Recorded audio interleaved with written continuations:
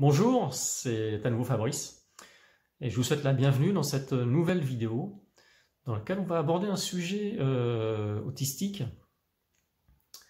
assez réputé puisqu'il concerne les implicites.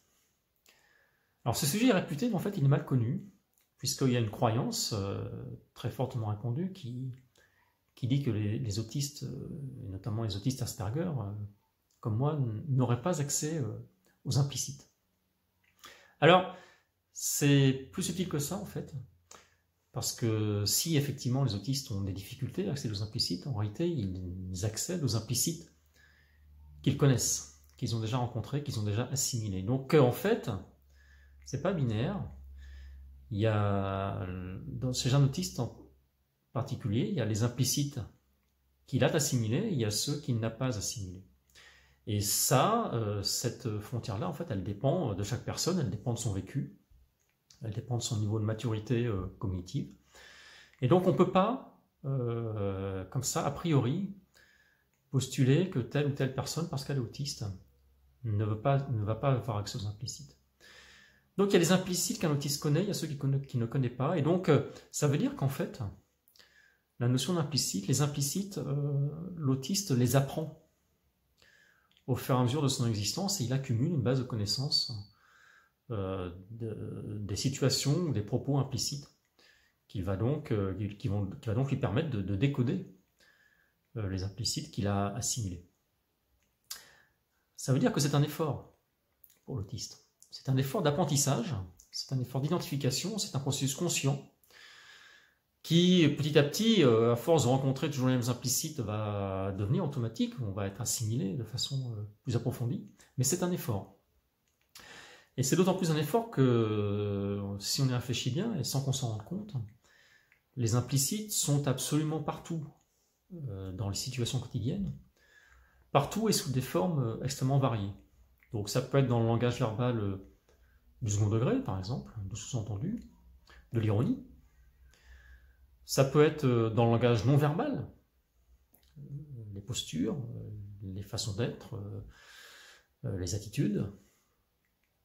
Ça peut être des situations sociales, tout simplement. Dans une situation sociale, un contexte social peut recouvrir un certain nombre d'implicites qui seront évidents pour les personnes non autistes, mais qui pour l'autiste ne sont pas forcément facilement accessibles.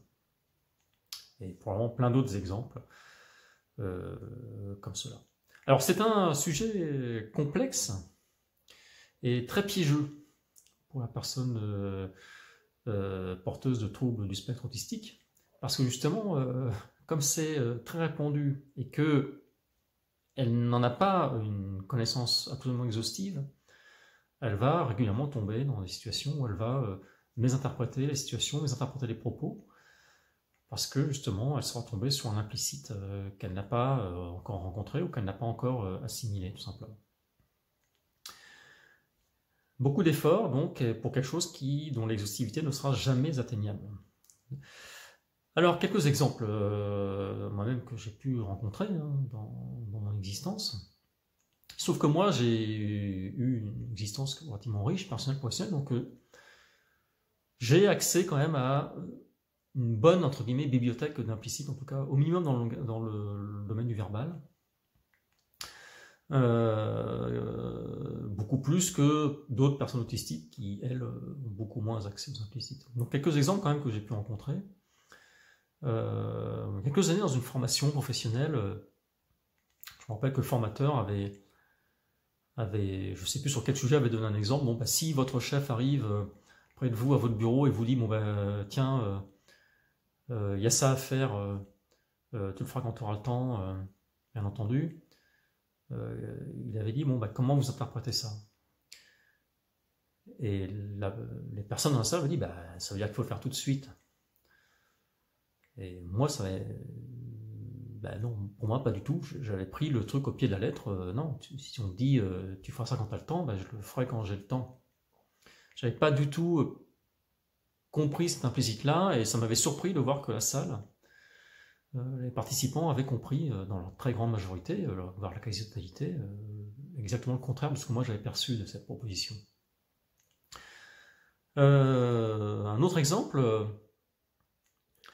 il y a quelques temps, toujours au travail, on prenait le café à quelques personnes de l'équipe, on était 7 ou 8, et puis il se trouve que dans ce groupe, dans l'équipe, il y avait une autre personne, autiste Asperger, qui portait des troubles un peu plus marqués que les miens, mais qui était quand même diplômée d'une école d'ingénieur, qui travaillait en tant qu'ingénieur dans une grande entreprise, donc qui était quand même tout à fait apte à s'intégrer socialement et à développer une vie sociale et professionnelle.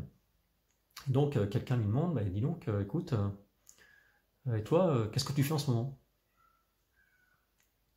Et là la réponse c'était, tout va bien, là je suis en train de prendre mon café.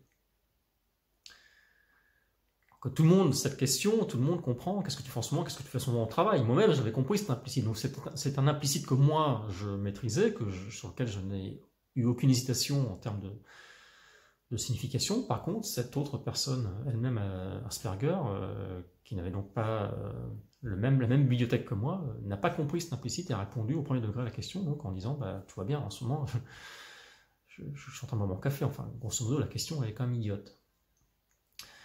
Donc la personne qui avait posé la première question se reprend et dit oui, mais en fait, qu'est-ce que tu fais en ce moment, qu'est-ce que tu fais au travail? Qu'est-ce que tu fais au travail? Et là, encore une fois, tout le monde comprend qu'est-ce que tu fais au travail en ce moment, mais la personne elle-même qui reçoit cette question n'avait pas compris l'implicite. Donc pour elle, qu'est-ce que tu fais au travail? C'est une question très vaste. Et donc elle a commencé à réciter tout ce qu'elle avait fait au travail depuis qu'elle était dans l'entreprise. Donc les différentes fonctions qu'elle avait occupées, les différentes missions qu'elle avait eues, etc. Elle n'avait pas eu l'implicite de « qu'est-ce que tu fais au travail en ce moment ?» Donc la question était en fait trop ouverte. Donc, deuxième situation, où on voit bien que moi-même, qui était moi-même Asperger, j'avais accès à ces implicites et pas l'autre. Donc c'est très nuancé. Un autre exemple concerne souvent les enfants en fait, mais ça concerne potentiellement aussi surtout les enfants à l'école ou dans le cadre d'activité, c'est les instructions qu'on peut leur donner. Et souvent, dans le cadre des enfants TSA, autistes, Asperger, on tendance à entendre dire ils en font qu'à leur tête, ils n'écoutent pas les instructions, ils ne font pas ce qu'on leur demande. C'est pas du tout ça, c'est qu'en fait, souvent les instructions ne sont pas assez précises. Et l'enfant fait à partir de ce qu'il a compris, de ce qu'il a reçu, de ce qui était suffisamment explicite, mais ce qui était trop implicite, en fait, il ne l'a pas assimilé, et donc il ne l'a pas intégré, et donc il ne tient pas compte de cette partie des instructions. Un autre exemple, notamment dans le cas du travail, les autistes, effectivement, vont avoir parfois beaucoup de difficultés à décoder les jeux politiques, par exemple. Les jeux politiques, les jeux d'influence, tout ce qui est behind the scene, donc tout ce qui se joue en coulisses, qui est implicite également. Donc ça va dépendre aussi beaucoup des personnes, la capacité à décoder ces situations-là, les intentions cachées qui peuvent apparaître dans les relations professionnelles.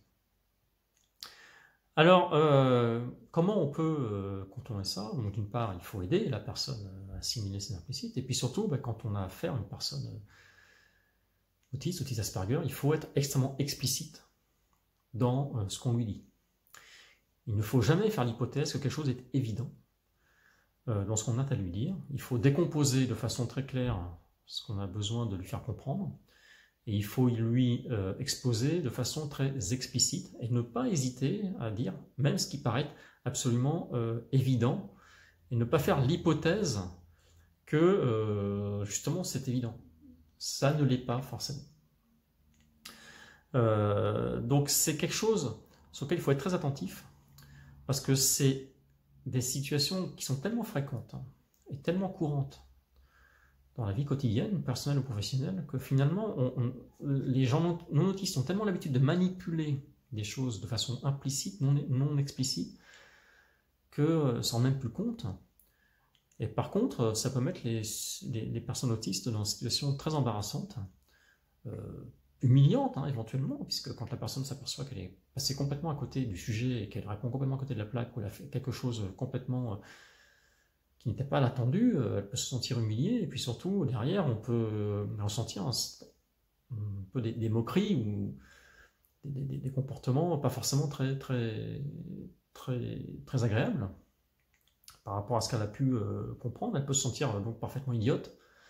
Elle n'est pas idiote, c'est pas une question d'intelligence, c'est une question justement de cognitive, de capacité du cerveau en fait à traiter l'information implicite, en tout cas à la traiter suffisamment rapidement pour la prendre en compte en temps voulu. Et il n'est pas rare qu'un autiste s'aperçoive qu'il y avait un implicite, mais s'en aperçoive plusieurs heures, plusieurs jours, plusieurs semaines après l'événement. Le temps que son cerveau traite l'information et comprenne. Mais souvent, il faut être capable d'interpréter ces choses-là de façon instantanée sur le fait. Et ça peut être compliqué quand l'implicite en question n'a pas été encore assimilé. Donc, c'est pas une question d'intelligence. Il ne faut pas juger, là encore, les personnes autistes par rapport à leurs difficultés, les difficultés qu'elles peuvent avoir par rapport à des situations implicites, mais il faut au contraire s'adapter et s'efforcer de s'exprimer avec elles de façon très claire, très explicite, détaillée, en ne faisant jamais d'hypothèse que les choses sont évidentes, parce qu'elles ne le sont pas toujours, voire pas souvent. Je vous remercie beaucoup, et puis dans une vidéo prochaine, on traitera d'un sujet un peu connexe qui traitera de l'humour, justement, l'humour qui fait beaucoup appel à l'implicite, et on verra que là encore, les choses ne sont pas si caricaturales que ce qu'on peut avoir l'habitude de penser au sujet des personnes autistiques, et notamment les autistes Asperger. Je vous remercie beaucoup d'avoir regardé ces vidéos, n'hésitez pas à la commenter, n'hésitez pas à poser des questions si vous en avez besoin, et je vous dis à bientôt pour un nouveau sujet, au sujet de l'autisme Asperger. Bonne journée.